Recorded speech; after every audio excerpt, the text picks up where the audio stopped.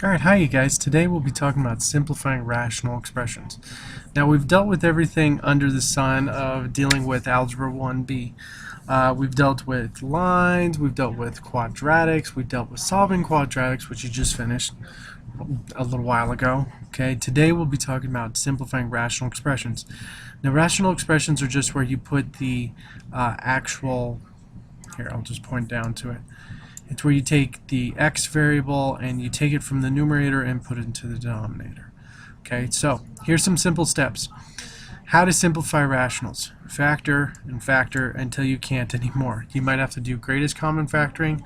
You might have to do factoring the easy way. You might have to factor out -1. There's a whole bunch of ways. Okay. Step number 2 is use the factoring flowchart to make sure you're factoring correctly. Okay.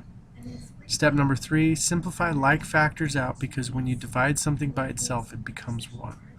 Okay, the reason why we want like factors is that they can simplify. Alright, and then we just state any extraneous solutions.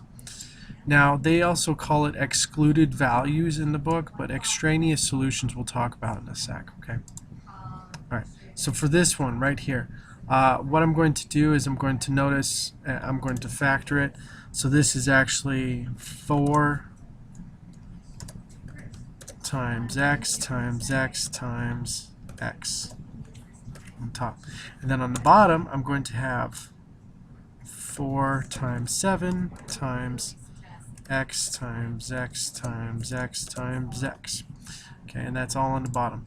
So when I factored this out, and you don't need to factor this out this way, I just wanted to show you what it entails, okay? Because when we factor, you want to be able to see, okay, what am I exactly canceling out? Okay, so for example, I see a 4 on top and a 4 on the bottom. When I divide those, I get 1. Here's another 1. Here's another 1. Oops, right there, and right here. And as you can see, the only thing I have left on the bottom is the 7 and x, and on top, even though there's nothing, I still have a 1 because I just simplified everything to 1. So this actually turns into 1 divided by 7x. Okay. Now, extra solutions are solutions that if x became it, we would actually have an undefined statement. And so if I think about this, if x was any number, what number would actually make this an undefined solution? And that would be 0. So x equals 0, okay, is a restriction. We would actually call that a restriction. Okay. I'll talk about extraneous solutions in a second when we get to it. Alright, so for this one right here, if you notice, I can factor out a 3x out of both. Okay, so I'm going to factor out a 3x, so I got 3x times x minus 3, and that's on top, and then on the bottom I have x minus 3 as well. Okay, now if you notice, there's something in common on top as there is on the bottom, and that's the x minus 3. Okay. Now, the cool thing is that it doesn't cancel out like where we cancel out the x's like this and then the -3's and we're good.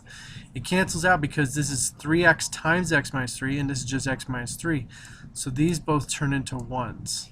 So when you are simplifying factors, you want to have the same exact operations inside the parentheses. If you go to purplemath.com and look up this, you're going to find a really great amount of information to go over this really fast, okay?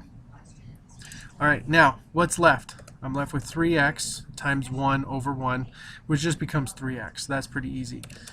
What I do want to say is, though, is that x can be any number, but x cannot be 3, okay? Now some of you guys are probably wondering, okay, I've never seen that type of form before, but it's just like over here. And I should have probably written it like this. I apologize for that, you guys. Okay, but the restriction on what x can be is if it's 3, because I had an x minus 3 here, we would actually have a situation where I would get a false statement, okay? Or not a false statement, an undefined statement, okay? Alright, now, this is extraneous.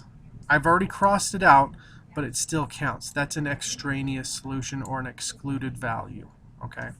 Alright, let's focus on the next one. Okay, so the top part I'm going to factor that the easy way, so a plus 1 times a plus 1. And I don't write it in the a plus 1 squared form, just because it makes it more difficult. Now the bottom, I'm going to factor out of 5, because they both share 5. So this is going to be 5 times a plus 1. Okay? Alright. Now, if you notice, there's only 1 on top and 1 on the bottom. There's actually 2 on top and 1 on the bottom. So we're only going to cancel out these ones and make them 1s.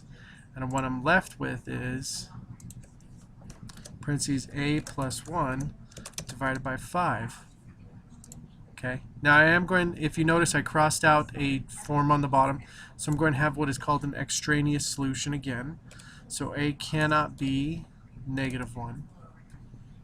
Okay, as we work with that. Now some of you guys are probably going, I can't see how you're getting that.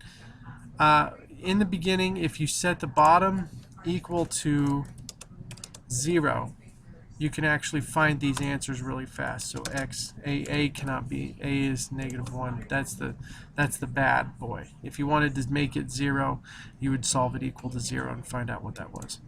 Okay, and once again, this would be an extraneous solution. Okay. All right, now this one right here, this top part is pretty factored, so that's pretty simple. However, this bottom one is like twice the top, but it's kind of backwards. So if it's kind of backwards with subtraction, what you're going to do is you're going to factor out a negative out of there. So the top is going to look like this, m minus 2. The bottom, we're going to factor out a negative 2, and then we're going to have m minus 2 inside. Okay? And that actually works out pretty darn well when I work with it. Okay? All right.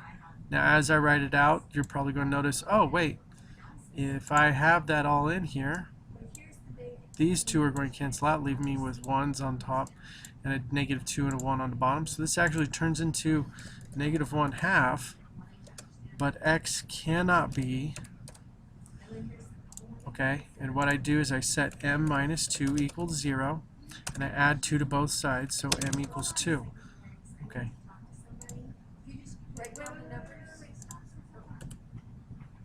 So x cannot be 2. All right?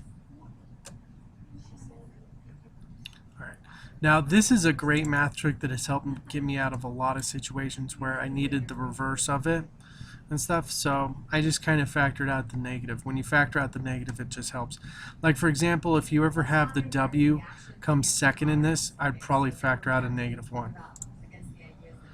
Okay, so the top I'd factor out a negative 1, and I would have w minus 4. Okay, now out of the bottom, I would factor that as w minus 4 and w minus 4. Okay, so once again, I'm factoring this really fast. If you need help, please use the factoring flowchart or contact me. Okay? Alright, now here's the cool thing. These are going to cancel out. They don't cancel out per se, they used to, but you know, they just cancel out to some 1s. Okay, they not cancel, they simplify to 1s. Who am I kidding? Okay, and so we have the negative 1 on top, and then the w minus 4 on the bottom. Now, normally you would just leave this answer as is, and you would just leave this problem, and you wouldn't say any extraneous solutions. But because we did cross it out, we do need to state it. You know, some people are real sticklers on it. I'm okay with you just stating the restrictions just like that, okay? All right. And yes, two equal signs with a line with a backslash between them actually does equal not equal sign. So that's kind of cool. Okay, so simplifying rational expressions. You're going to factor and factor till you can't anymore. Then you simplify like factors out, because when you divide something by itself, it becomes 1. And that's what we did in a lot of these spots. Okay, and then you just state the extraneous solutions and you're good. And how do you find the extraneous solutions? You set them equal to 0. So w minus 4 equals 0, and so w has to be 4. Okay, all right, that's it for working simplified rationals. I'll talk to you later. Bye.